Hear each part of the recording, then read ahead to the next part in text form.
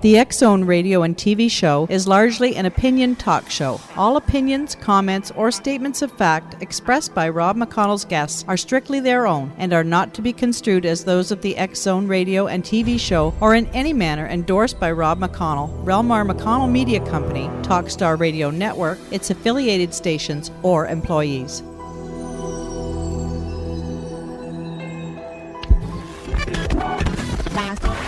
All Hit Radio.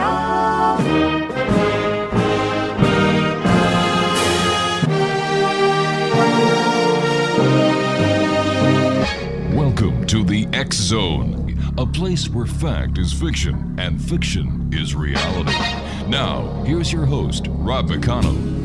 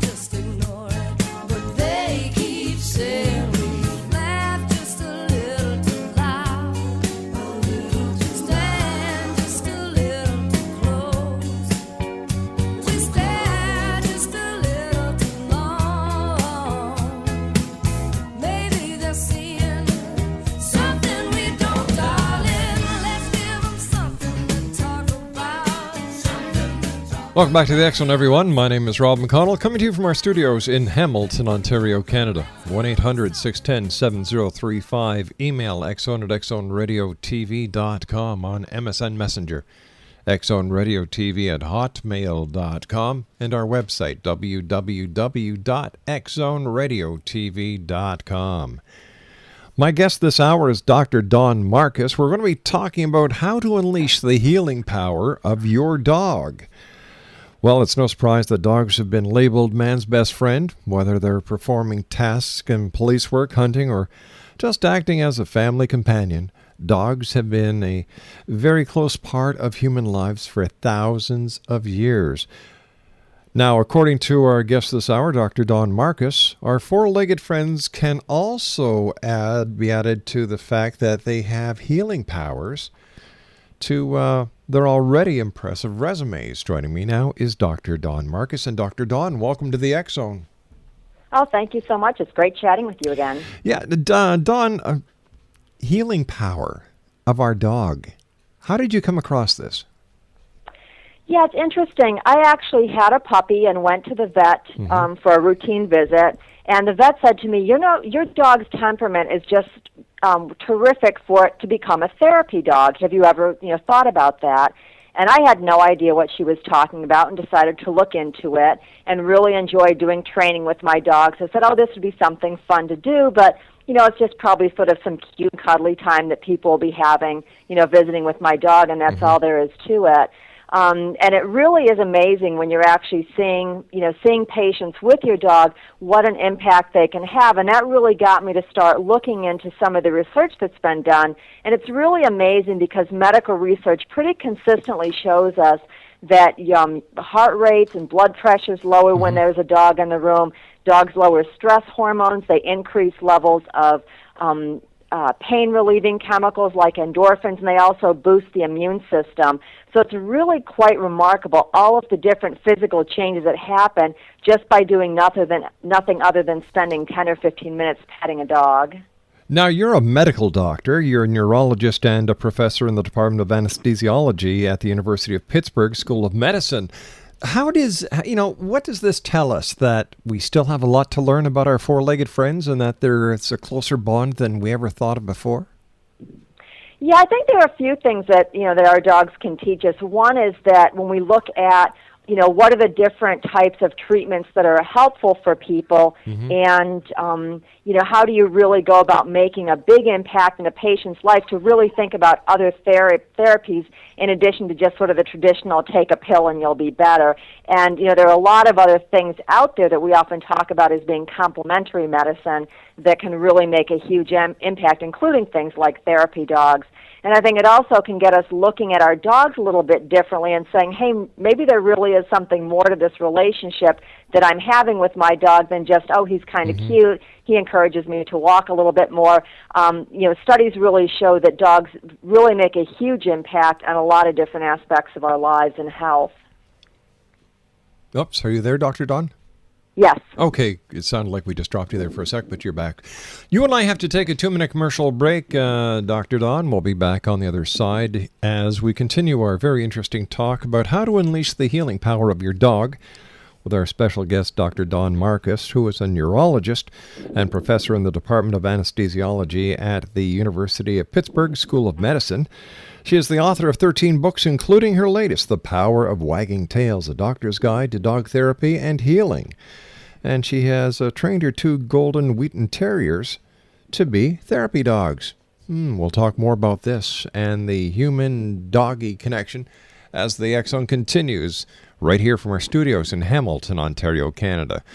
If you'd like to get more information, www.fitasfido.com. That's www.fitasfido.com. We'll be back on the other side of this break. Don't you dare go away.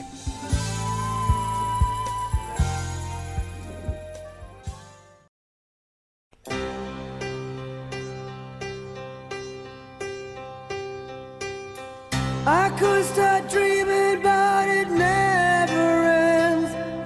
As long as you're gone, we may as well pretend I've been dreaming straight from the heart.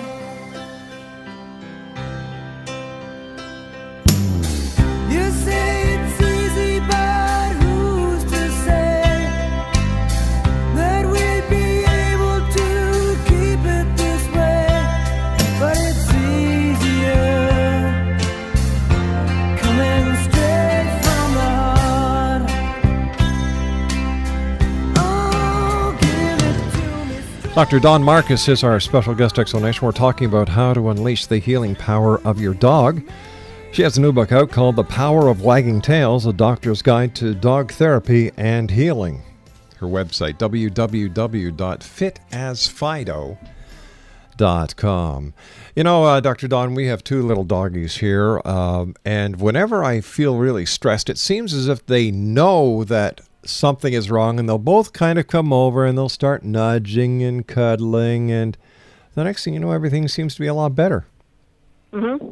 Yeah, there are 2 important points there. One is that dogs really seem to have an intuitive sense of picking up when there's some level of disease or distress in our lives and really, taking it upon themselves to try to make that better. And the other thing is that dogs just really seem to be a wonderful stress buster for us. And they've done a number of studies where they've exposed people to different types of stress and had them doing stress either in a room by themselves, with a friend in the room, with a spouse in the room, or with a dog in the room. And interestingly, stress levels are lowest when the dog's in the room. Some of them actually go up a little bit by having a friend or a spouse around when you're under stress. But having the dog there really seems to quench a lot of those stress hormones that tend to rise when we're under stress. So when you say, wow, I really do feel like I've let go of something and, I've really taken that stress down a notch, there really is a lot of physiology behind it. It's not just, oh, I feel better. Your body actually is healthier. There's less stress on your heart and the other organs as well. So, having your dogs around when you're under stress is always a great plan to, to act as a little stress buster for you. Is it true that there are some dogs that can actually sniff out diseases like cancer? Yeah, it's really amazing. The first time I heard about this, I was highly skeptical, and I'm highly skeptical about most things. And the first reports I heard about this, I said, I'm sure those trainers have just, cued in the dog somehow. They're picking up something, some signal the trainer's giving them that the the trainer may not be aware of giving that signal. And the more I've looked into this, the more I've really discovered that there actually are different odors that come off of different cancer cells that are different from the odors that other cells in our bodies make, and dogs really are able to pick up on those. One of the stories that I tell in The Power of Wagging Tails was a lady who had a dog who she'd had for several years, was a very well-trained, well-mannered dog, and then one day it just started poking her in the back of her leg. And it would always poke the same spot, so she finally looked at the spot, saw what she thought was a little freckle, went to the doctor, and the doctor said, "Oh, it's a freckle, don't worry about it." The dog kept poking at it, the woman went back, and the doctor said, "I'm telling you, there's nothing there." And the lady said, "I don't know what came over me, but I said to my doctor, my dog says there's something wrong there, and I insist you send me to a dermatologist." So the doctor made the referral. Lady sees the dermatologist. The dermatologist tells her the same thing. It's fine. Lady insists on the biopsy, and sure enough, it comes out that it was skin cancer. And then she had to go back and have a bit more treatment, but has been doing well. And since then, the dog has left that spot on her leg entirely alone. So that there are enough of those personal stories that you hear from people that really helps to make it clear that clearly dogs are able to sniff out diseases like cancer. Are other animals able to do this as well, or is this just something that dogs are gifted with? I haven't really heard about that with other animals. One of the things that you'll hear about with cats, for example, is that they can be very intuitive in recognizing when people are coming toward the end of their life. And there have been a number of reports of cats who would go in nursing homes to and stay at patients' bedsides and set up a vigil, when it was going to be that patient's last hours. And dogs will sometimes do the same thing. So in some ways, I think, other animals are also recognizing changes in our body, changes in our physiology that we humans aren't able to pick up on, or we're just not perceptive enough about. So I don't know that it's just a dog thing with the sniffing out diseases like cancer. I have not heard about other animals doing that. Can therapy dogs help people with autism? Yeah, it's interesting. One of the stories that I talk about in The Power of Wagging Tails is a little boy who has autism. And there's a therapy dog who's actually a big Rottweiler named Dylan, who's a wonderful, gentle therapy dog. And the boy's mother said it's amazing when she sees her son with and without the therapy dog. And when the therapy dog isn't there, her son really has a lot of difficulty interacting with other children, doesn't get involved in play, doesn't verbalize a whole lot. But when the dog is there, all the children that are around will seem to want to gravitate to the dog. And she said her son with autism is the same way. And because he's just so focused on and invested in playing with Dylan, he starts talking with the other kids. He starts getting involved in play. And she said it's really like a miracle. It's when Dylan's there, it's as though her son doesn't have autism compared to how he behaves without the dog there. And other people have noticed that too, that having a dog really seems to connect with folks with autism in a way that often it's hard for humans to make that initial connection. What about other diseases? I'm talking serious diseases like heart disease and even Alzheimer's. Yeah, they've actually done some neat studies with heart disease looking at what's your likelihood of surviving from a heart attack if you have a dog or don't have a dog in your life. And your survival rate is actually much better if a dog is in your life, and that's probably because having the dog there tends to lower stress hormones on the heart, blood pressure's lower, heart rate's lower. They've done some studies to see what happens when a therapy dog comes into the hospital and visits patients in a cardiac care unit. And when they do that, they can measure different measures of pressure on different aspects of the heart, and those dangerous pressures tend to be much lower by having the therapy dog visits.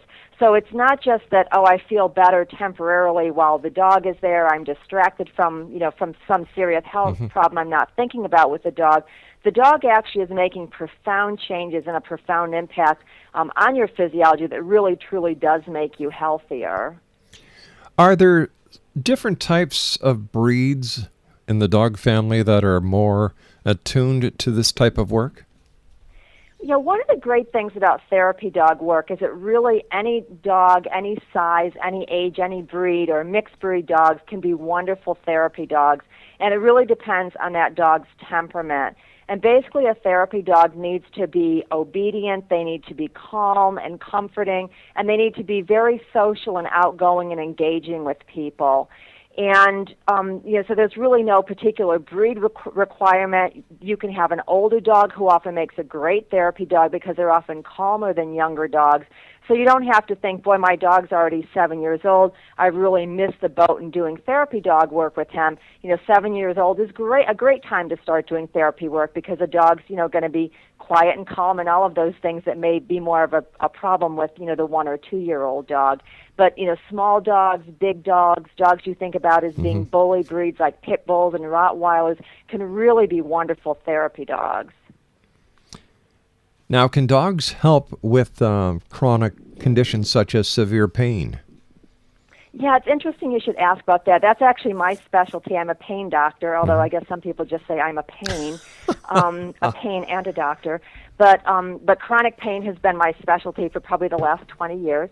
And there have been, a few studies done looking at what happens when therapy dogs interact with pain patients, and most of them have looked at folks in the hospital.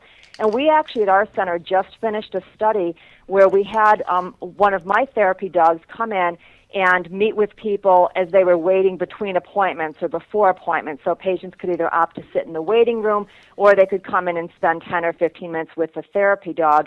And we measured their pain level and stress levels and mood, etc., before coming in and after the visits. And what we found, we looked at about 350 people coming in for their visits.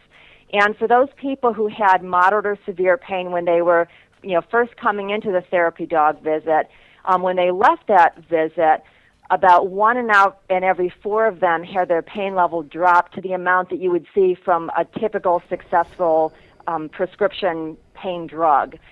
So really it was a very profound impact for people, and in many ways is as successful as a lot of the therapies that we use on people or we prescribe for patients.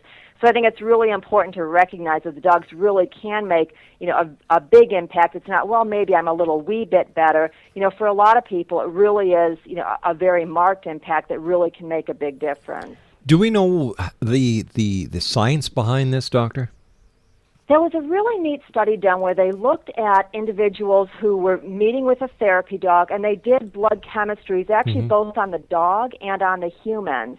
And what they found was that in meeting with a therapy dog, there was an increase in endorphin levels for both the dogs and for the humans, so that pain levels should be lower for the human, and it shows that the dog is probably enjoying himself as well. And then they also measured cortisol and other stress hormones in both the dog and the human.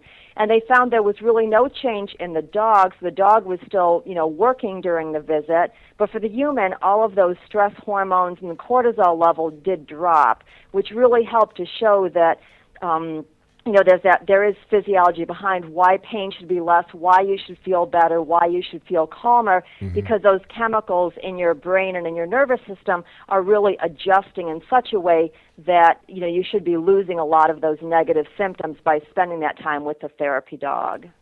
I'm just wondering if it's a possibility that the dogs may be empathic and they actually take the pain and dissipate it through their own systems. Yeah, it's really hard to know what's happening, and it's funny because before I started doing visits with my dog, I'm a big dog lover, so naturally I think my dogs are wonderful. Sure. But our volunteer coordinator said, you will be amazed at the change that comes over people, the impact your dog's going to make. And I sort of rolled my eyes and said, oh, good grief, this woman is like even more over the top than me, and clearly it's just going to be, a cute little distraction for people, and maybe they won't be as lonely. But it is amazing to see the transformation that comes over people when they spend time with the dog. Today we saw a lady who first came in the room and said, I am terrified of dogs. I haven't touched a dog in 20 years because I was attacked by a dog. Ooh. I don't like being in a room with a dog. And then she immediately sat down. Weedy went over to her and she said, oh, look at that. He came right to me. And after 15 minutes, she's hugging the dog. She's crying tears of joy. And she says, you have no idea how he changed my whole day. When I came in here, I was so upset, and now I just really feel calm and relaxed, and I can go about the rest of my Sure. appointments. And there was just such, an amazing. Don, we've got to take change in her our energy news level. break at the bottom of the hour. Dr. Don Marcus is our special guest. www.fitasfido.com. We'll be back after the news. X-Zone Nation, don't go away.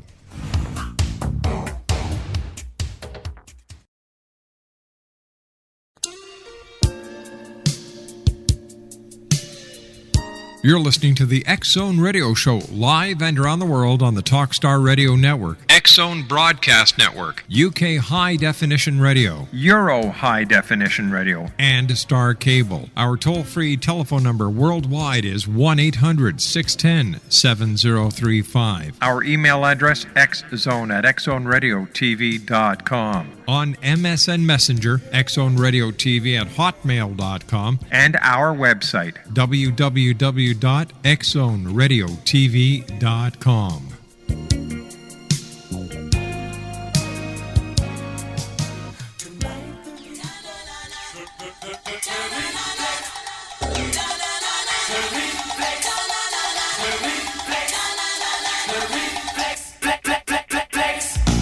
We've gone too far this time, but I'm dancing on the Valentine.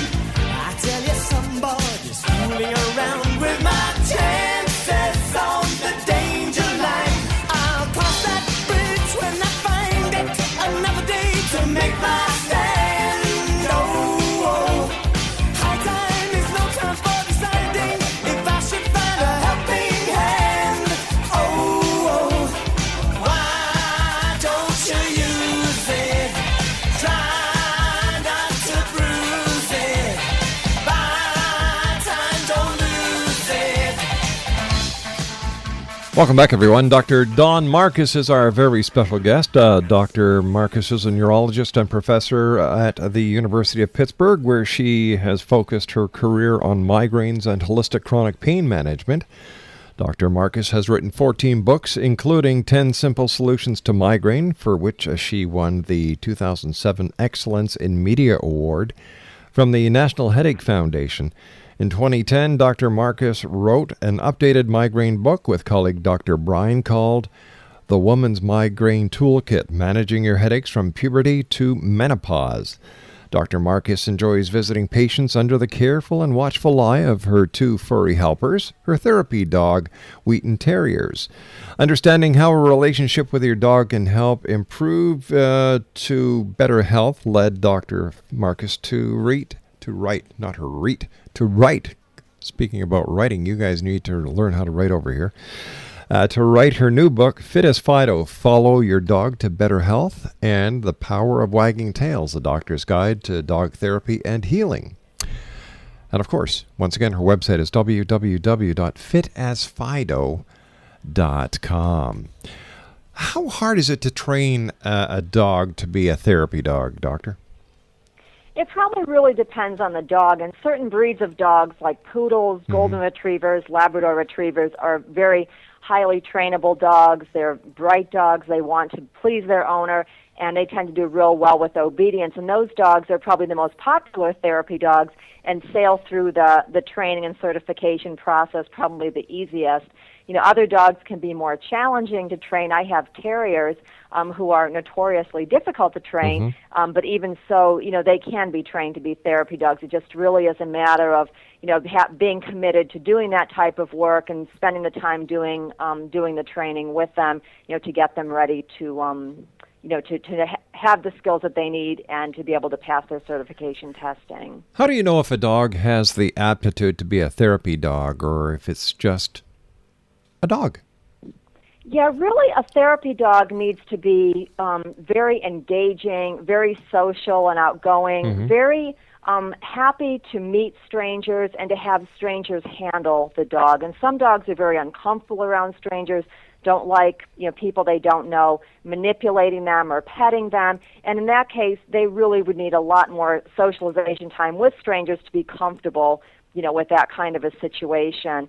Dogs that tend to bark a lot can't be therapy dogs unless they're able to control that. And they really need to be able to be calm to listen to their owner when they're getting instructions, and to really, present just a very calm, comforting, and cheerful force.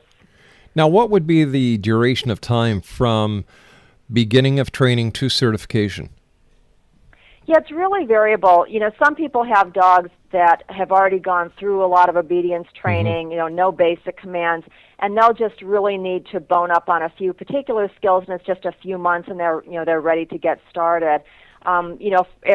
With my dogs, my first dog, who's a therapy dog, was in classes continuously for his first 2 years of life. After 1 year, he passed his therapy dog test, and then we continued to do, pretty in-depth training for the next year, just to sort of keep those skills, in check. And I think that's a little bit more extreme, just because, he is a terrier, so they are a little bit more willful and stubborn. And they say owners pick dogs like themselves, and so that's probably the case for that. But, really it just is a matter of, the dog having gone through some basic obedience training, knowing basic commands, and then really being able to do particular skills that are needed for the therapy dog testing. You can find those. They're really detailed in the Power of Wagging Tails, or you can go to the American Kennel Club website and look for Canine Good Citizen, or CGC, and that will give you a list of the particular skills that are tested, during the examination process. And there's a few more that are on that test for most therapy dog organizations, but that really gives you a good start. Doctor, should someone encourage their elderly parents or elderly relative with a chronic health condition to get a dog? Yeah, sometimes what I'll hear people say is when they go to visit, Grandpa, and they take their dog with them, that Grandpa really lights up when the dog comes in the room, and, he's sitting there with the dog on the lap, and he's talking more, he's more cheerful, he's, reliving memories with the grandchildren that he hadn't talked about in years. And everybody really sees the positive benefit of that. And sometimes they'll say, well, we're just going to get a dog for Grandpa to take care of. And you really have to be cautious in doing that, because you have to make sure that the person who's, getting the dog as a companion dog is interested in having a dog and having the responsibility of the dog, and is really able, to give the dog the care that they would need as well. So sometimes, in the case of someone who's older or someone who has a lot of health problems, it's really too much having a companion dog in the house, but that can really be a great time to contact, your local hospital or animal shelters or places that might have pet therapy programs, and see about arranging to have the therapy dog come and visit that person. I remember reading somewhere a long time ago that dogs were also used to foretell of an epileptic seizure in their masters, their owners, or their friends, their companions, whatever we call them these days. Yeah, dogs are really amazing at picking up on when something is wrong with our health. And in the Power of Wagging Tails, we talk about dogs who are very good at picking up when blood sugar drops in folks who have diabetes. And epilepsy is another condition where dogs can really be very in tune to changes that happen in that person and alert them before the seizure begins, so they can either take a medication or get themselves into some safe place. And oftentimes those dogs who are providing those kinds of services are, trained specifically to be monitoring a particular person, and they're working as a service dog, for that individual, rather than the therapy dog, which is usually someone's companion dog who's, then going in and meeting whole groups of strangers and hopefully, dispensing some comfort and cheer, to that group of individuals. Do therapy dogs work better with children, seniors, or adults, or it really doesn't matter? It's a mixed bag. Yeah, they can do well with all of those groups. Individual dogs sometimes do better with certain types of humans than others. Some, dogs really don't like the noise of children. Some of them are very comfortable with the noise and activity of children and find seniors to be more awkward for what they're used to. So it really depends, I think, both on the dog and the dog's handler, and really finding some place where you're comfortable doing that type of volunteer work. And some people work with young children. Some people work with older folks. My dogs actually, sort of run the gamut. They do a reading program with elementary school children, and they also work with some retired nuns in a convent, and then they see hospital patients that are all ages in between. So it really depends on the person and the dog, and finding that niche that works well for your particular dog. At what age do you start training a dog to be a therapy dog? Yeah, I mean, if that's something that you really are thinking about as a goal, you can really start at any point in time. For both of my dogs, it's something we really began when they were puppies, and really did their training with the goal that I want them to become therapy dogs. And I think the difference of training for a therapy dog or just training, in basic obedience or training for competition is for the therapy dog, the focus in training is really to a large extent on good socialization, having your dog very comfortable in strange and noisy and unusual situations and not reacting in those situations. So that sometimes it's helpful when you're going to classes to really have that mindset, I want my dog to be a therapy dog, or I want my dog to be going, to obedience trials, what is my goal of going through that training. But really, therapy dog training can start at any point in time, and there's really no dog who's too young or too old to start that training process. Exonation, my guest this hour is Dr. Dawn Marcus. She's a neurologist and professor in the Department of Anesthesiology at University of Pittsburgh School of Medicine. She's got a new book out called The Power of Wagging Tails. Her website is www.fitasfido.com. That's www.fitasfido.com. Do you think that as science does more research into the dog-human or human-dog relationship, that animals will be welcomed into more places than they are now? Hopefully. And, I think a lot of times there's a fear that, a dog is going to be ill-mannered or poorly behaved, or is going to start barking, or is going to bite someone. I don't know, Don. I know a lot of kids that act worse than dogs do. Actually, it's funny you should say that. I've always tried to take my dogs when we were traveling, and before I had the dogs, I had much younger children, and my children were always welcomed into hotels. My dogs often are not, and I would say, my children were much more destructive than my dogs are going to be. But and I think. Some of it is that people really need to make sure that their dogs are well trained. And I've had people come up to me and they'll say, oh, my dog is very friendly. And then as you're approaching the dog, he's growling and snapping. And they'll say, yeah, he always does that. And you're thinking that he's not friendly.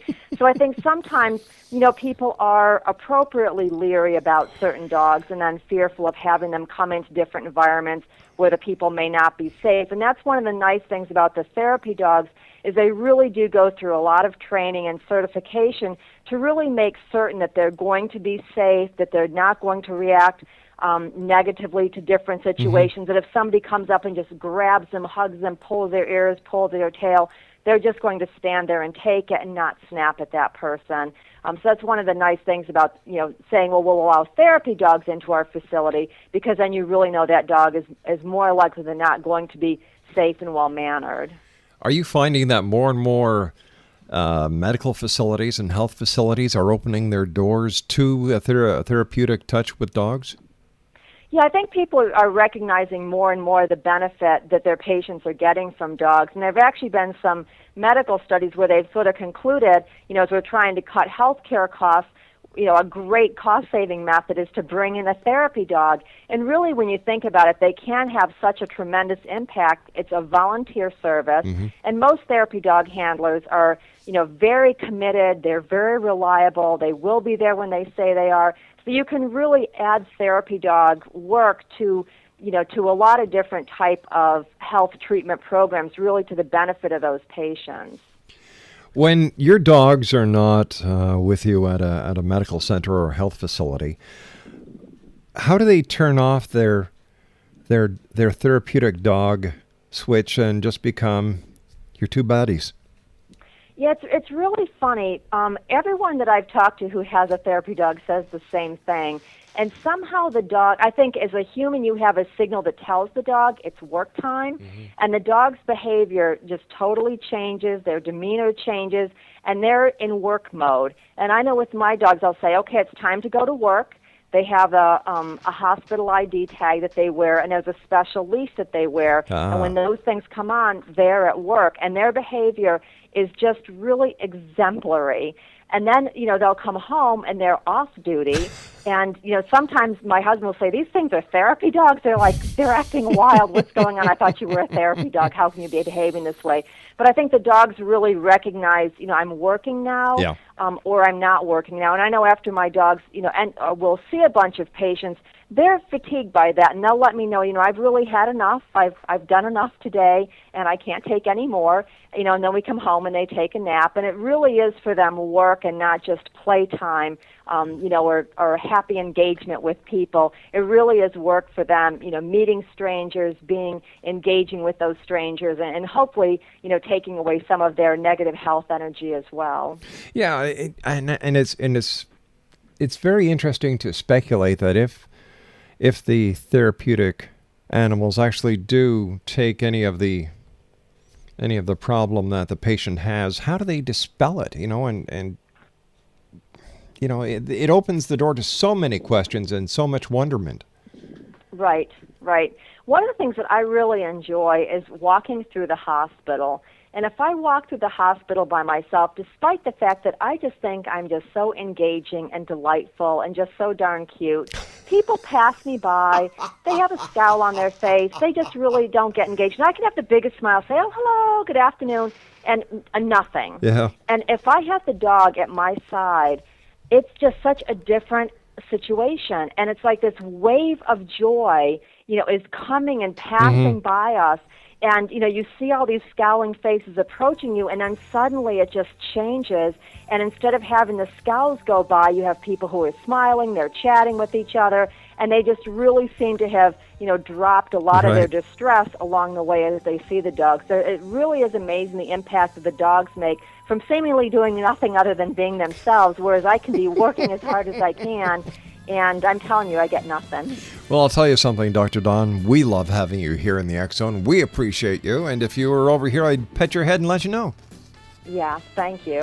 Stand by, Doctor. You and I have to take our final break for this hour. X Zone Nation, Dr. Dawn Marcus is our special guest. www.fitasfido.com. And we'll be back on the other side of this commercial break. Don't go away.